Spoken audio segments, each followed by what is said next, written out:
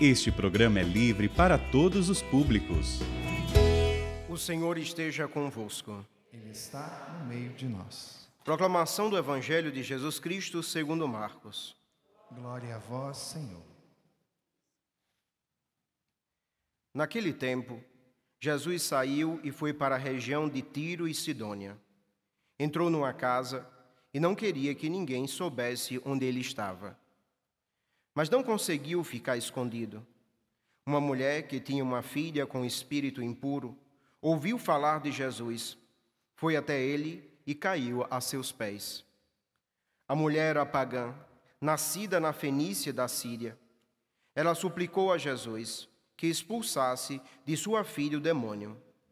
Jesus disse: "Deixa primeiro que os filhos fiquem saciados, porque não está certo tirar o pão dos filhos e jogá-lo aos cachorrinhos."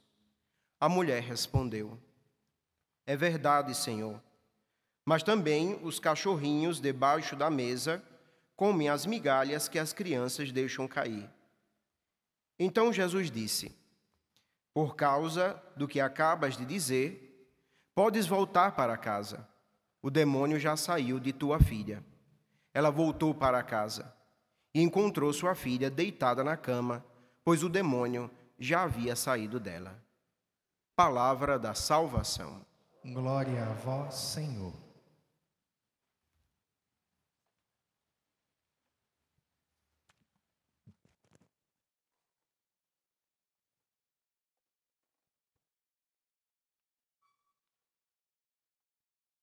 Que as palavras do Santo Evangelho perdoem os nossos pecados. Amém. Meus irmãos, minhas irmãs, nós somos hoje convidados pela liturgia da palavra a entender duas coisas muito importantes na nossa caminhada de fé. O livro do Gênesis vai mostrar esse processo do ato criador de Deus nesse capítulo 2, quando Deus está ali concluindo a sua criação, e ele percebe algo importante. O homem precisa de companhia. Ele não quer que o homem esteja só, solitário. E dentro desse processo de percepção de Deus em relação ao homem, Deus passa todos os animais ali diante dos olhos de Adão. Adão vai nomeando cada um dos animais, mas não há identificação de natureza. Adão não se identifica com nenhum daqueles animais, porque os animais não eram da mesma natureza, não era a natureza humana. Até que Deus coloca um sono em Adão, e na tradução grega, quando a gente vai nos originais, essa palavra desse sono, ela se assemelha ao êxtase. É como se Deus tivesse colocado Adão num estado exático, num estado de êxtase espiritual, e Deus vai lá, da costela de Adão, tira a mulher, não é? Cria a mulher. Essa imagem bonita que o livro do Gênesis traz para nós. E aí Adão se admira da mulher. E ele diz: agora sim, é carne da minha carne, sangue do meu sangue, osso dos meus ossos. Então ele se admira. E a obra de Deus é admirável. Toda a obra de Deus é admirável. Toda obra que Deus faz é admirável. E Adão vai dizer: desta vez sim, é osso dos meus ossos, carne da minha carne, e ela será chamada mulher, porque foi tirada do homem. Por isso o homem deixará seu pai e sua mãe, se unirá à sua mulher, e eles serão uma só carne. Ora, ambos estavam nus, Adão e sua mulher, e não se vergonhavam. Eles estavam revestidos da graça de Deus. Eles estavam maravilhados pela presença de Deus, pelo gesto de amor, o gesto de criação. Aqui nós vemos a instituição da família já no livro do Gênesis. O homem deixará o seu pai e a sua mãe, se unirá à sua mulher, e os dois serão uma só carne. A família é uma instituição maravilhosa, das mãos do Criador. O matrimônio entre um homem e uma mulher, abençoado por Deus, é uma obra maravilhosa de Deus. Mas, ao mesmo tempo, nós precisamos perceber que Deus institui a família, todos nós somos frutos de uma família inteira, não é?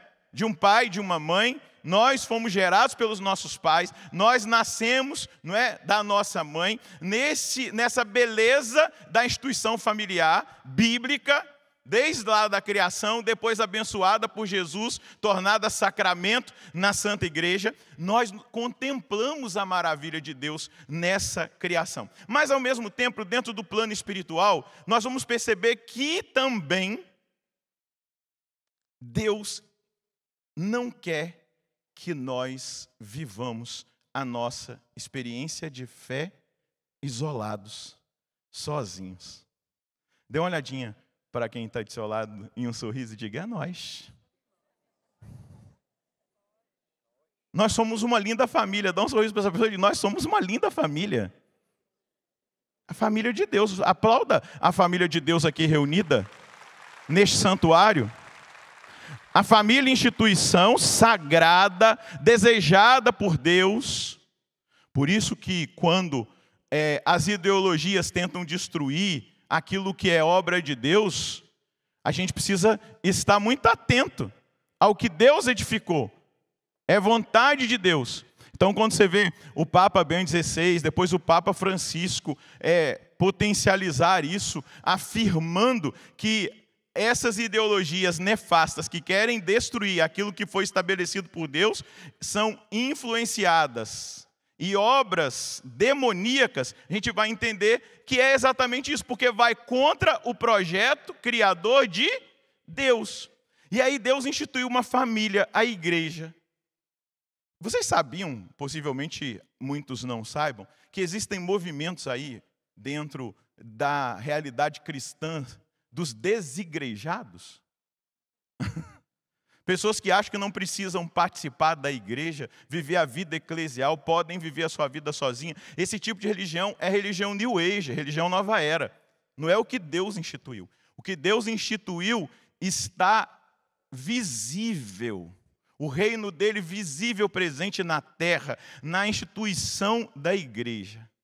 Tu és Pedro, e sobre esta pedra eu edificarei a minha igreja.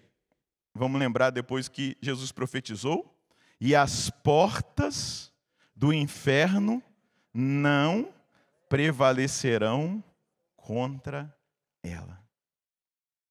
Nós vivemos um tempo pandêmico, de pandemia, de fechamento de igrejas. E, infelizmente, muitas pessoas amorteceram aí na fé. Talvez você que me ouve agora de casa, você que está ouvindo pelo YouTube, acompanhando pela internet, ouvindo pela rádio, esteja ainda sendo assolado por isso, de se acomodar, de achar que você não precisa mais vir para a igreja, viver a sua fé, basta acompanhar pela TV. A TV é uma bênção, a rádio é uma bênção, a internet é uma bênção. Mas Deus não quer que nós estejamos isolados.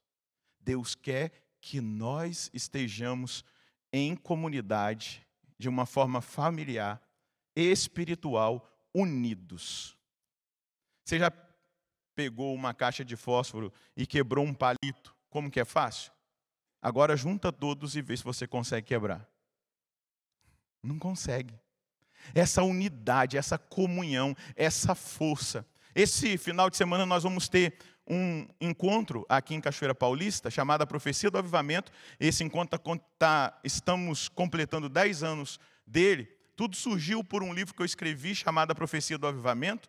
E nesse livro eu colocava algumas intuições que Deus trazia ao meu coração em relação ao que eu ouvia do Padre Jonas nas pregações. Quando o Padre Jonas pregava sobre os fins dos tempos, em muitas dessas pregações, o Padre Jonas dizia o seguinte, que antes da segunda vinda de Jesus, antes da grande tribulação, viria um derramamento do Espírito Santo como nunca antes houve na nossa história. E esse derramamento do Espírito Santo seria uma preparação para nós enfrentarmos os tempos difíceis, os dias difíceis. Mas seria um derramar da graça de Deus abundante, com força de salvação, com operação de milagres, de curas, de libertações, de grandes conversões. Então, ouvindo isso do Padre Jonas, Deus foi colocando no meu coração isso. E aí a palavra que eu dei foi avivamento, a profecia do avivamento, que nos aguarda um poderoso avivamento. E uma das coisas que sempre foram profetizadas, e muitas vezes também o Padre Jonas nos disse, foi que o Brasil seria um celeiro desse avivamento. E o engraçado é que depois até eu tive um contato com um pastor de uma igreja evangélica, ele veio na profecia do avivamento. E ele me procurou numa das profecias.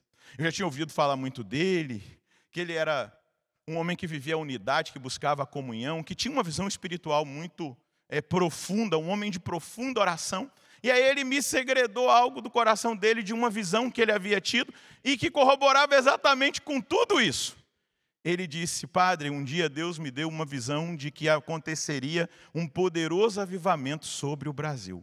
Mas o que mais me impressionou, Deus me revelou que isso aconteceria na Igreja Católica. E aí ele ousadamente ainda ele dizia assim: se nós, protestantes evangélicos, não reconhecermos esse mover de Deus e essa escolha de Deus sobre a Igreja Católica para esse derramar do Espírito Santo, muitos de nós ficaremos com dor de cotovelo. Eu ouvi isso da boca dele. E o que eu intuí da profecia do avivamento? Por que a gente vai se reunir aqui mais uma vez, pela 10ª vez, no centro de evangelização, aqui embaixo, aqui na Canção Nova? Nós nos reunimos com um único objetivo: rezar para que venha esse poderoso avivamento.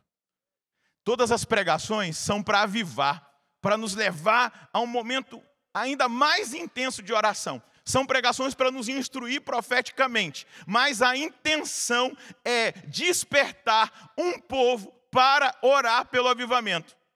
Um povo que depois volte para a sua cidade, se junte com outros, se una com esses membros da família espiritual. Deus não quer que o homem esteja só, mas nós também podemos rezar sozinho no nosso quarto, quando não dá para rezar em comunidade. O próprio Jesus disse: entra no seu quarto, fecha a porta e fala ao seu Deus que está no escondido. Ele vai te escutar. O lugar secreto. Nós podemos orar, mas é muito bom orar em comunidade. Eu sempre incentivo. E desse processo da profecia do avivamento surgiram aquelas torres de oração, que nós chamamos de torres de oração, onde esses que foram tocados por esse mover, por essa profecia em movimento do avivamento, eles vão se juntar na cidade para começarem a observar o nível espiritual, moral, as situações espirituais que acontecem na cidade, onde estão, naquela região, naquele estado, para começarem a combater no espírito, fazendo sacrifícios, jejuns, campanhas de oração. Vamos supor, se existe muito acidente em certa região ali naquela cidade, casos extremos de suicídio, adultério, problemas familiares, discernir os problemas daquela região espirituais e começarem a combater na oração. Pegando no rosário, pedindo que a Virgem Maria esmague a cabeça da serpente, mas unidos num objetivo, para que venha o avivamento. Nós vivemos um avivamento pessoal, mas nós desejamos que venha esse poderoso avivamento sobre a face da terra, porque esse é o desejo de Deus. Deixa eu dizer uma coisa para você: Deus não quer perder ninguém. O próprio apóstolo Paulo vai nos instruir. Ele não quer que ninguém se perca, mas chegue ao conhecimento da verdade. E nós aprendemos em casa com o nosso fundador, com o nosso pai fundador, que agora do céu se une a nós nessa Eucaristia, porque aqui nós estamos em comunhão com o céu, porque a Eucaristia é um retalho do céu na terra, já vai dizer São João Paulo II. E o Padre Jonas sempre disse isso, que esse derramamento do Espírito Santo seria uma obra salvífica, de salvação dos perdidos. E, gente, quando nós vamos vendo como está a nossa geração, o nosso tempo em nível moral, como que os valores estão sendo combatidos, destruídos, como que tem sido tudo potencializado pelos meios de comunicação para destruir a cultura cristã, os valores cristãos, para destruir tudo aquilo que nós acreditamos, e eles usam armas poderosas, porque atinge o imaginário da grande massa, vai mudando o imaginário, vai mudando o pensamento, pela imagem, pelo som, por tudo aquilo que é proposto, e a gente vai vendo uma mudança. Esses dias, eu vou falar de novo isso lá na minha pregação na Profecia do Avivamento, mas eu fiquei assustado com uma pesquisa que saiu, dizendo que do número de católicos que tem na nossa nação, somente 8% frequentam a missa do domingo. Isso é assustador. Não é, padre? Isso é assustador. Vamos imaginar que nós, ainda no Brasil, sejamos 60% de católicos. 60% de 200 e quantos milhões de habitantes. Vamos fazer o cálculo. 8% só frequenta a missa dominical. Nós precisamos ou não de um avivamento? Claro! Quando nós vemos o avanço da droga, do crime organizado, quando nós vemos o avanço da prostituição, das ideologias, eu me pergunto, nós precisamos ou não de um avivamento? E quantas vezes o Márcio está aqui para testemunhar, que é membro da comunidade, e outros irmãos meus que estão aqui, o padre Jonas dizia, esta geração que nós estamos, ele dizia até das crianças, quando começou aquela série do Harry Potter, ele dizia, estão jogando na mente da nossa criança, no imaginário das nossas crianças, essa realidade da bruxaria, do ocultismo, de todo. Ele falou assim, é só o batismo no Espírito Santo. Ele nos ensinou isso todos os dias. E aqueles que o acompanharam nos seus últimos meses de vida, diziam que ele nunca perdia tempo. Chegava uma enfermeira e ele perguntava, você conhece o Espírito Santo? Porque o Espírito Santo muda, transforma, modifica a nossa existência. Deixa eu fazer uma brincadeira com vocês. Estão me vendo aqui? Estão ligados? Belezinha aí? Eu era um bêbado. Vivia drogado. Eu fui curado, encontrei Jesus. Esse sou eu. E eu sei o que o Espírito Santo pode fazer. De um bêbado, drogado, perdido. Olha o que ele fez comigo.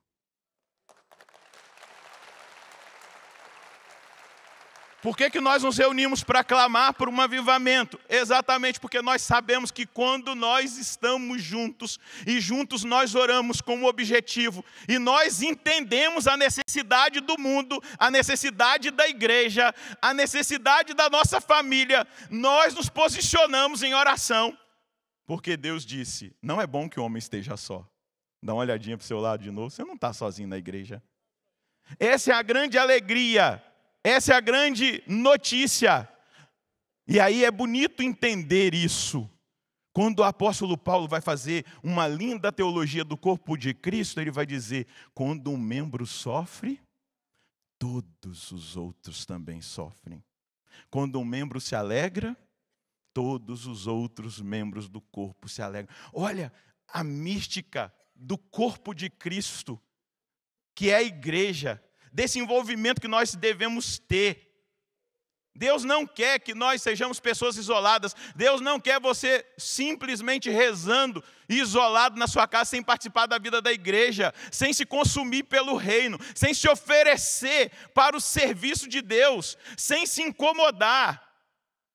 Se você comprar o livro novo que eu escrevi, não é, Consumidos pelo Reino, você vai ver que num dado momento eu falo assim, como nós podemos dormir tranquilamente sabendo que tem irmãos nossos indo para o inferno?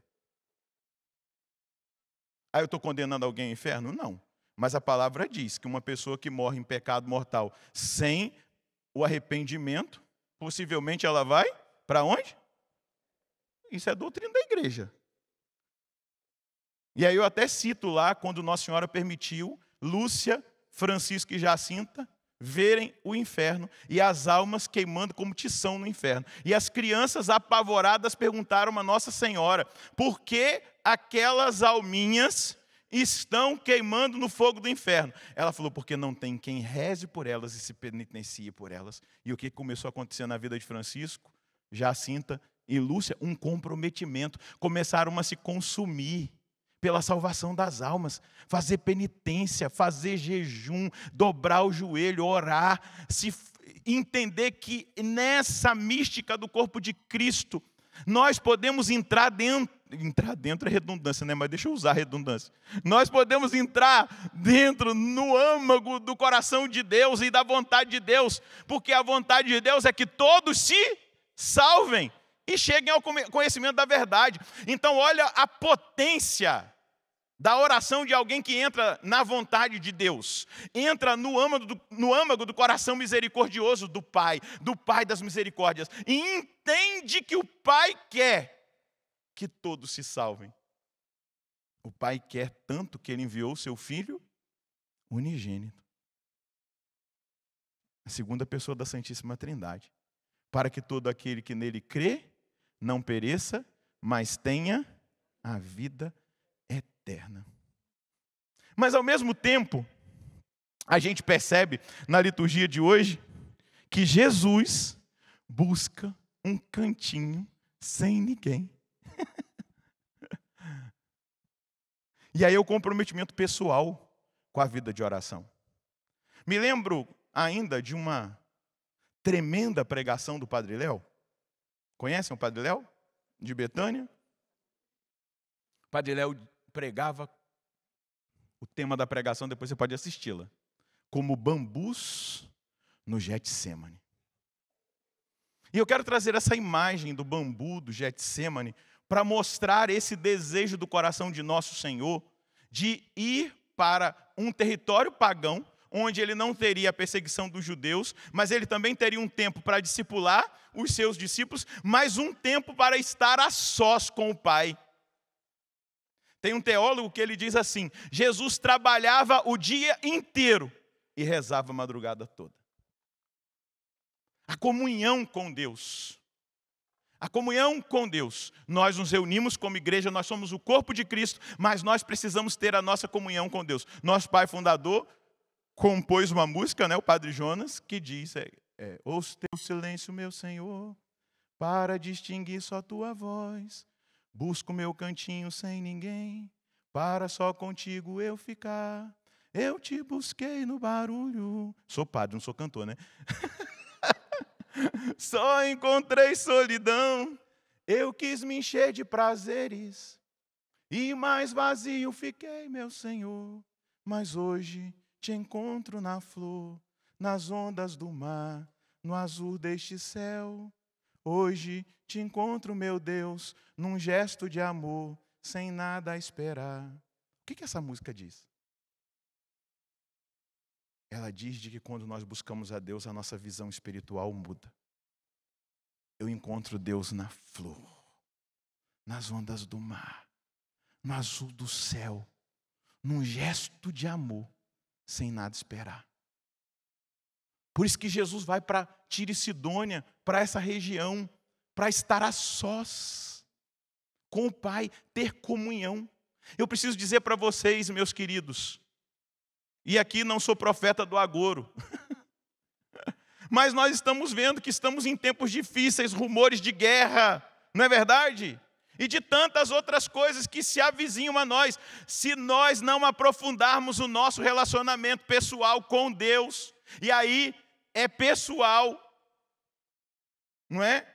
A gente tem esse comunitário em família, e muitas vezes a gente é até sustentado no comunitário. Às vezes eu não estou conseguindo rezar, e eu vou com aqueles que são meus irmãos, eu falo assim, eu estou com dificuldade de rezar. Vamos imaginar Êxodo 17, quando Moisés estava intercedendo por aquela guerra entre Amaleque e o povo de Deus. Josué estava na frente da batalha, Moisés com o braço erguido, Moisés cansa, Arão e Will vão lá, arrumam uma pedra. Está vendo para que serve os irmãos? Arrumam uma pedra e cada um segura um braço de Moisés. Arão e Will, amparando Moisés. Às vezes a gente vai cansar, a gente vai precisar dizer para o irmão, eu estou cansado, eu não estou conseguindo rezar, vamos rezar comigo um terço? Vai ter que pedir para o marido, para o filho, ou chamar a família para rezar, ou o irmão de grupo de oração, de pastoral, reza comigo, vamos rezar junto, porque eu não estou conseguindo. Mas nós não vamos poder terceirizar. O nosso relacionamento com Deus é edificado a partir dessa decisão de nós irmos para o nosso cantinho, que pode ser uma capela do Santíssimo, um oratório na nossa casa, a nossa sala, o nosso quarto, mas estar a sós com Ele. Deixa eu dizer uma coisa para a igreja aqui reunida. Estão me ouvindo? Desligue o celular para rezar. Porque você não conseguirá rezar. É uma farsa. É uma mentira. Se você levar o celular para oração, você não vai rezar, porque o diabo vai te tentar ficar olhando toda hora para o celular. Estou mentindo? Quantas vezes eu tenho que me confessar na minha confissão? Vou lá no meu confessor e falo assim: eu pequei por distração voluntária na minha oração. Porque eu levei essa bexiga, como diz o Padre Bruno, para minha oração pessoal ou para a capela. Daqui a pouco eu estou lá rezando, o bichão está na minha frente. E me distrai. Quem consegue se concentrar? Não consegue. Não consegue. E a oração fica superficial. E a gente não consegue aprofundar a raiz. E aí qualquer ventinho que vem, a árvore tomba. Por que o bambu, ele verga, mas não quebra? Porque aquele tanto que você vê para cima, tem para baixo.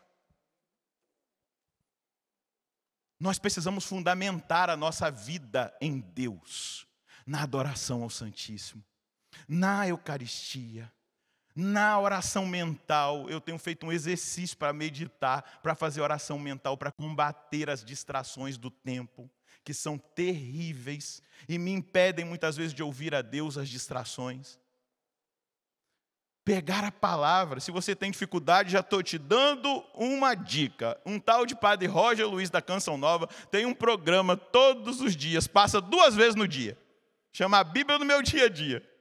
Se você não conseguir ver de manhã, ele passa de tarde. Se não conseguir ver de manhã nem de tarde, ele fica no canal do YouTube CN Play.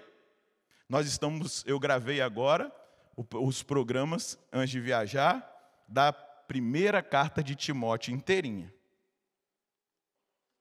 Às vezes algumas perícopes, 5 versículos, 4, 10, de cada capítulo aprofundado. Nós precisamos aprofundar a nossa vida com Deus. Nós precisamos sair da fé epidérmica, emocional e fundamentar a nossa oração. Aí a gente vai ver uma mãe que, apesar de Jesus ter ido buscar ali o seu cantinho, para estar com o Pai e o Espírito, nessa comunhão, recebendo do Pai tudo aquilo que ele necessitava na sua missão, como segunda pessoa da Santíssima Trindade, salvar a humanidade, de ali discipular os seus discípulos, de operar as maravilhas. Mais uma mulher que tinha uma filha doente vai até Jesus. E ela diz: a minha filha está com um demônio na minha casa. Jesus é muito delicado. E ele vai dizer: por acaso eu posso dar o pão que é destinado para os filhos, para os cachorrinhos? Ele está sendo muito delicado. Porque essa palavra cão, cachorro, cadela, ela era uma palavra grossa, em que os judeus se referiam aos pagãos. Quando Jesus usa no diminutivo, ele já está sendo delicado. Ela diz: os cachorrinhos merecem comer pelo menos as migalhas que caem do prato dos filhos. E aí Jesus olha para ela e fala assim: diante do que você disse e da sua fé, pode ir, porque a sua filha já está liberta. E o evangelho termina com o testemunho. Realmente, aquela menina endemoniada estava liberta. A partir de um encontro. Quando nós vamos ao encontro do Senhor, quando nós buscamos o Senhor, quando nós temos essa atitude de ir até Ele, nós saímos vencedores de todas as batalhas espirituais que nós enfrentamos. Amém? Vamos recordar o que São Paulo vai dizer na carta aos Romanos, no capítulo 8, versículos 31 e seguintes. Mas em Cristo nós somos mais que vencedores. Vamos recordar o que São João disse na primeira carta, quando ele vai dizer assim: Jesus veio para destruir as obras do diabo. A mulher tem um encontro com Jesus, ela se prostra diante dele, ela adora, ela acredita, ela o procura. Você está me entendendo? Você está entendendo o raciocínio da homilia? Quando ela o encontra, ela demonstra para ele todo o afeto, toda a fé, toda a adoração, submissão, humildade. E o que ela conquista? A libertação. A sua filha é liberta daquele demônio. E é exatamente isso que nós vamos experimentando. Quanto mais profundo é o nosso relacionamento com Jesus, vamos sendo libertos das garras do demônio, das insídias malignas, vamos sendo protegidos, vamos sendo guardados. E quando isso nos leva à fé eclesial, ao nós cremos, ainda mais sabendo que nós fazemos parte de uma família eclesial, que é a igreja, e que Jesus disse que as portas do inferno não prevaleceriam contra ela, mais e mais nós vamos percebendo isso. Quanto mais nós nos aprofundamos com Jesus, no relacionamento com Ele, nesse encontro cotidiano, nas nossas vidas, nós vamos percebendo isso. Ele vai vencendo, vai ocupando os espaços, vai vencendo vai curando as nossas doenças espirituais, vai nos libertando dos vícios, vai nos fazendo vencer aquilo que é do demônio, que é o pecado, vai nos dando a graça de viver as virtudes, de avançar no caminho da santidade, de crescer espiritualmente, de ter as raízes profundas. Vamos lembrar aquele que constrói a sua casa sobre a rocha. E o que é construir a casa sobre a rocha? Aquele que ouve a palavra do meu Pai, a põe em prática, ele é prudente. Vem o vendaval, a tempestade, a enxurrada, pode até ter terremotos de quantos, né? Ali os números na escala Richter, mas essa casa não cai, porque ela foi edificada sobre a rocha. Eu preciso terminar a homilia e vou terminar com um trecho que eu coloquei aqui no livro. Quando São Bernardo de Claraval, esse capítulo aqui que eu peguei, separei para partilhar com vocês, ele fala sobre a sede de Deus. Na página 136, eu coloco aqui assim: São Bernardo de Claraval afirma com muita veemência que muitos estão a se perder na igreja e em sua vida espiritual, em seu ministério, no serviço que presta, porque são apenas canais e não reservatórios. Nesse sentido, afirma que a igreja precisa de reservatórios e não de canais. Precisamos estar atentos e decididamente recorrer àquele que é a fonte de água que jorra para a vida eterna, Jesus Cristo.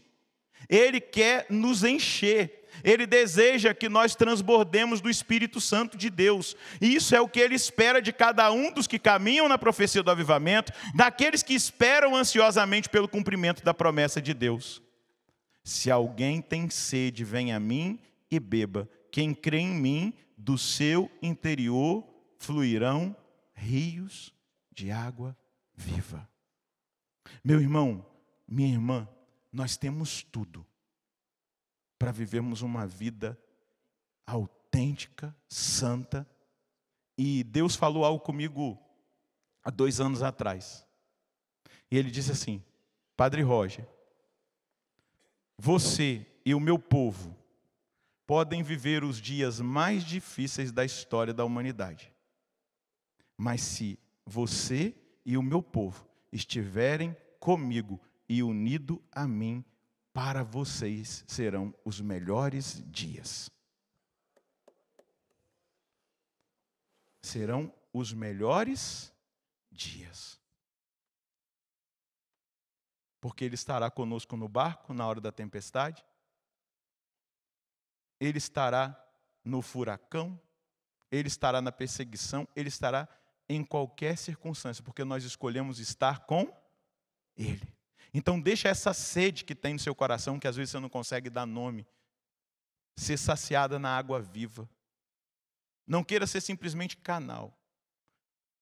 Seja reservatório, seja alguém que vai todos os dias na fonte, e isso vai te aprofundar, isso vai te deixar avançar, e aí você vai começar a ver tudo de uma maneira diferente. Não com os olhos do mundo, não com a manipulação midiática, não com as estruturas, não é, daquilo que a gente chama de engenharia social, produzida para que a gente negue a nossa fé, aquilo que a Bíblia estabeleceu, a tradição da igreja, o magistério da igreja. E a gente vai começar a cantar como o Padre Jonas. Eu te busquei no barulho, só encontrei solidão. Eu quis me encher de prazeres, e mais vazio fiquei, meu Senhor.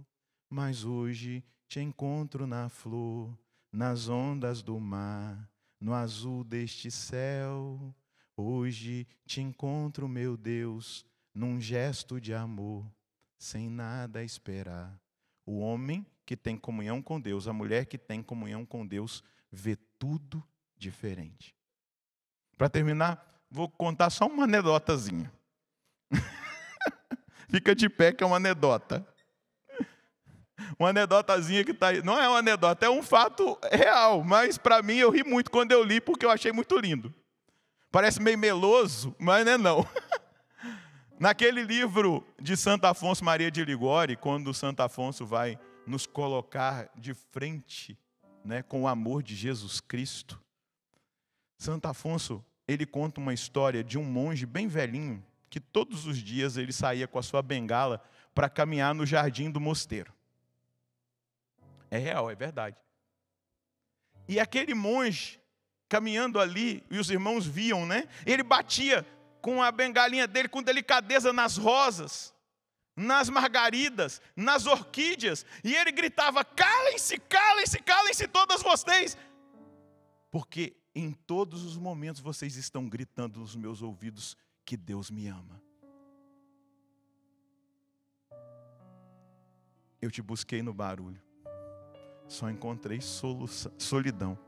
Eu quis me encher de prazeres, e mais vazio fiquei. Mas olha, depois que eu encontro o Senhor no secreto.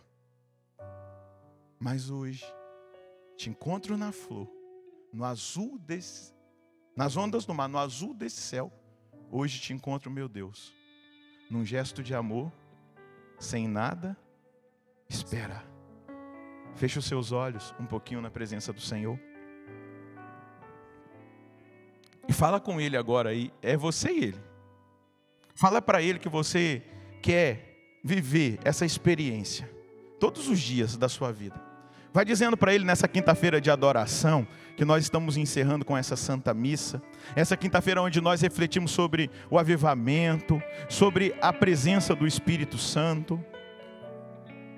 Mas na conclusão desse dia, onde nós já estamos também nos preparando para adentrar esses dias aqui na Canção Nova de profundo clamor, de profunda intercessão, de adoração a Deus pelo avivamento da igreja, da nossa nação. Mas vai dizendo para Deus agora que você quer chegar nesse nível de intimidade, que você quer enraizar-se, que você quer ter um relacionamento profundo com Ele, que você quer todos os dias,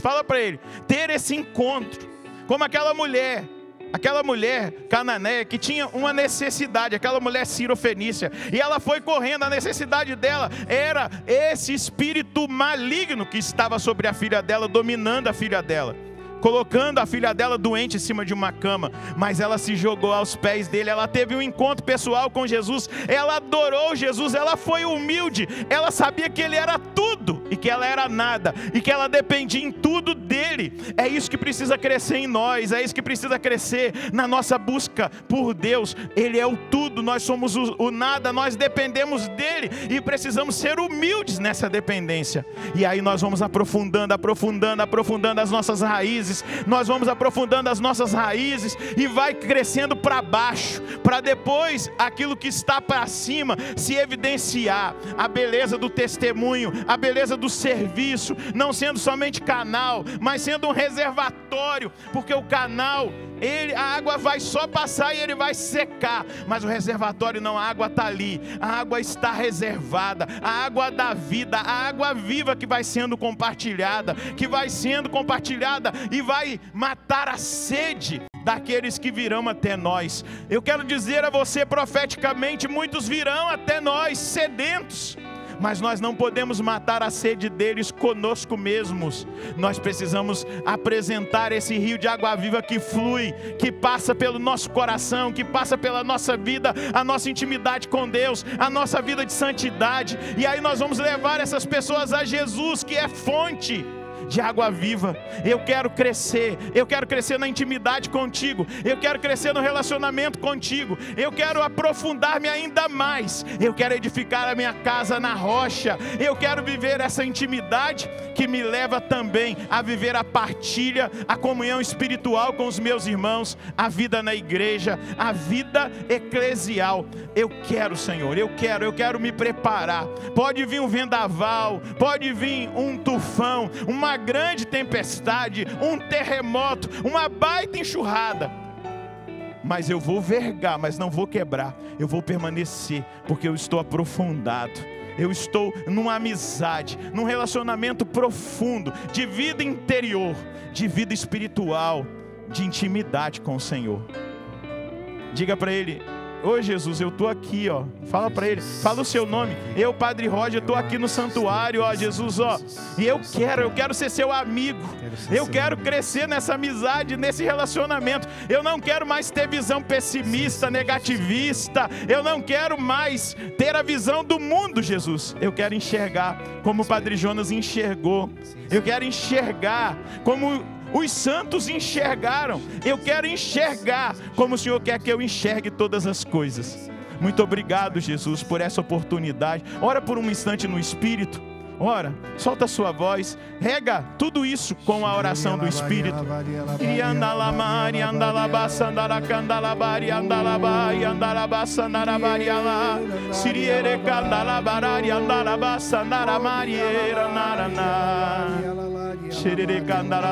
Vem, Espírito Santo. Sela cada palavra, cada orientação, tudo aquilo que o Senhor nos falou nessa homilia, mas principalmente, Espírito Santo, sela o compromisso que cada filho, que cada filha fez aqui na casa do Pai das misericórdias, em buscá-lo, em crescer em intimidade, em aprofundar-se em relacionamento íntimo e sincero. Muito obrigado, Espírito Santo. Eu te busquei no barulho, canta para ele. Só encontrei solidão. Eu quis me encher de prazeres, e mais vazio fiquei. E mais vazio fiquei, meu Senhor. Mas hoje, olha a visão como muda.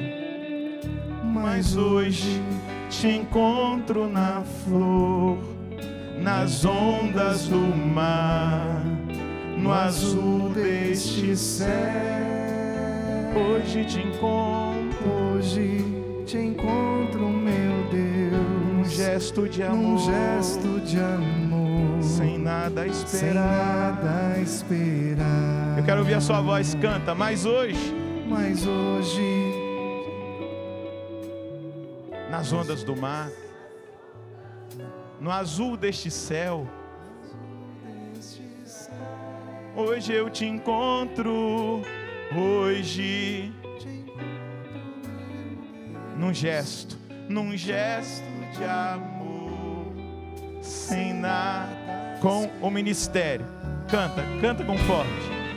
Mas hoje Com te força. encontro Na flor, nas ondas do mar. no azul deste céu. Hoje te encontro, meu Deus, num gesto de amor.